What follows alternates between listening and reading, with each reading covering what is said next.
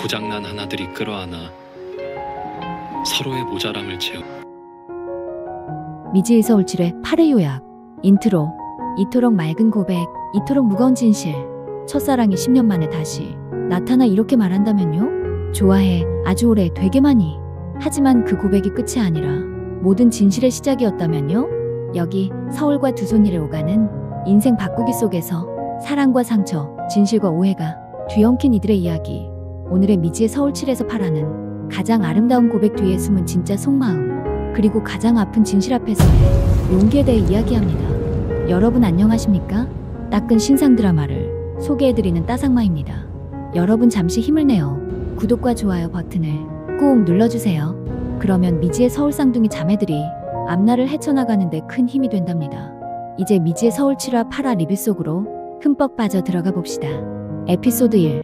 고백은 슬로우가 아닌 바닥이다. 좋아해, 아주 오래, 되게 많이. 이 한마디의 고백이 이렇게 오랜 시간 우리를 붙잡아 둘 줄, 그리고 그토록 많은 감정을 뒤흔들 줄 누가 알았을까요? 호수는 결국 미지에게 고백합니다.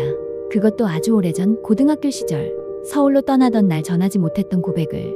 그리고 그 순간 멀리 돌아서 다시 만난 그들의 마음은 서툴지만 선명하게 맞닿습니다.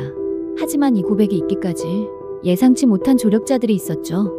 바로 미지와 호수의 어머니들. 서로 자식 자랑하다 몸싸움까지 벌인 두 사람은 계단에서 함께 굴러 입원까지 하게 되고, 이를 계기로 시골로 향하게 된 연분홍과 오키는 아이들이 서로 좋아한다는 사실을 눈치챕니다.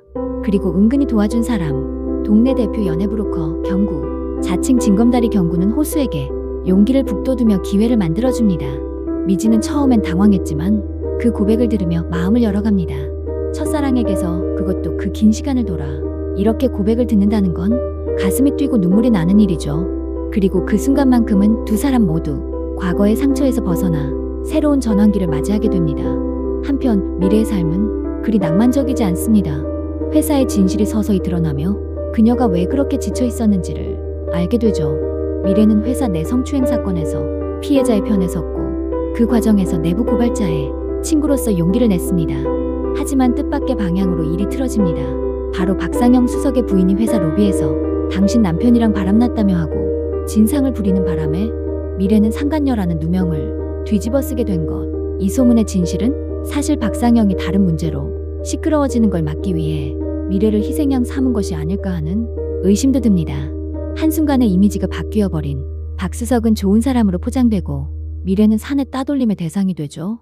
미래는 가족들에게도 이 사실을 말하지 못한 채 조용히 상처를 견뎌야 했고, 이제는 그 상처가 그녀를 무너뜨리려 하고 있습니다. 그런 미래에게 한세진은 뜻밖의 조언을 건넵니다.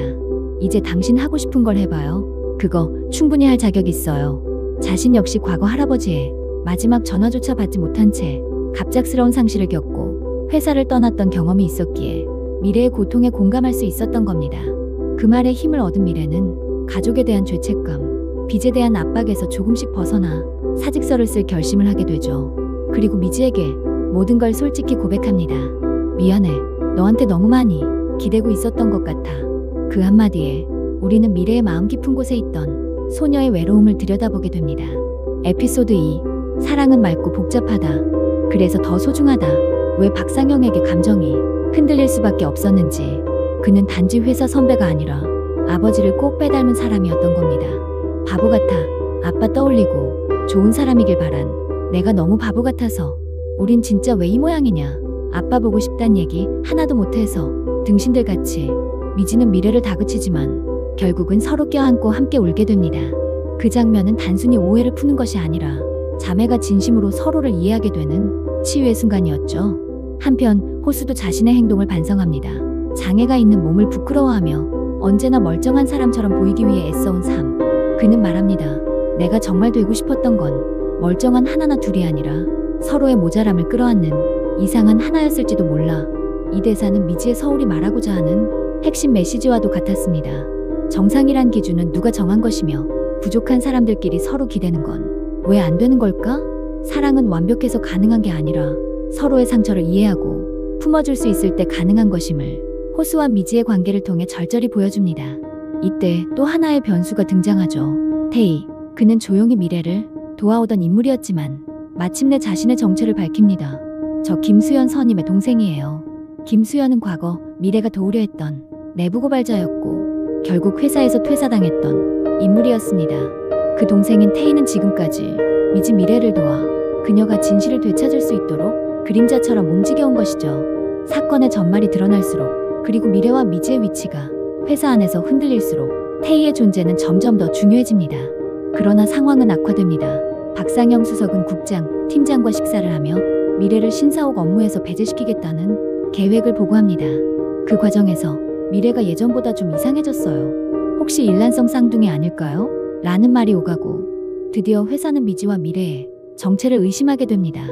그리고 다음날 국장과 팀장은 전산실 점검을 핑계로 미지를 불러내 지문 인식을 요구합니다. 그 순간 모든 진실이 탄로날 위기. 미지는 과연 이 위기를 모면할 수 있을까요? 에피소드 3. 진실은 언제나 가장 가까운 곳에서 온다. 전산실에서 벌어진 지문 인식 테스트. 미지에게는 이 상황이 단순한 회사 일 처리를 넘어 내가 미래가 아닌 걸 들킬지도 모른다는 존재의 위기였습니다. 하지만 동시에 이 모든 상황을 지켜보는 이들, 국장, 팀장 그리고 박상영 수석 역시 진실을 밝히는 것이 단순한 사실 확인을 넘어 누가 책임질 것인가라는 정치적 계산이 오가는 순간이었죠. 미지는 침착하게 대처하려 하지만 그녀의 손이 스캐너 위에 얹혀지는 그 순간 우리는 긴장과 감정이 동시에 폭발하는 진실의 경계에 도달하게 됩니다. 그 시각 두 손니에서는 또 다른 갈등이 진행 중이었습니다. 미래는 세진이 제안한 딸기밭에 남는 옵션에 대해 마음이 끌립니다. 그러나 용기를 내어 그에게 말을 꺼내려던 순간 세진이 새로운 후임자를 알아보고 있다는 사실을 듣게 됩니다. 역시 나는 너무 늦었나. 미래는 입을 다물고 마음을 닫습니다. 하지만 그녀는 모릅니다. 세진 또한 혼자서 얼마나 많은 갈등을 품고 있는지. 농장을 이어받을 사람을 찾는 이유는 미래에게 부담을 주고 싶지 않아서일 뿐이라는 것을. 한편 서울에서는 박상영 수석이 자신의 의심을 굳히며 쌍둥이 중 한 명이 회사를 떠나야 한다고 주장합니다. 하지만 그는 정작 자신이 과거에 어떤 악의를 품고 누군가의 인생을 무너뜨렸는지에 대해서는 입을 굳게 다물고 있죠. 이 상황에서 미지는 갈등합니다. 진실을 말할까? 아니면 도망칠까? 그러다 전화기 너머로 들려오는 미래의 목소리에 마음이 흔들립니다. 그냥 나갈까봐 다 들킬 것 같아. 아냐, 우리가 왜 도망가? 잘못한 건 우리가 아닌데. 그 순간 서로의 상처를 대신 짊어졌던 쌍둥이는 처음으로 함께 맞서는 결심을 하게 됩니다. 그리고 동시에 이 드라마의 숨겨진 핵심 인물 김수연 선임의 과거와 연결된 진실이 태희의 입을 통해 조금씩 세상에 드러나기 시작하죠. 사랑은 숨기면 왜곡되고 진실은 감추면 무게가 된다. 그러니 우리는 이 모든 걸 꺼내놓고 마주해야 한다. 여러분의 소중한 시간과 관심에 진심으로 감사드립니다.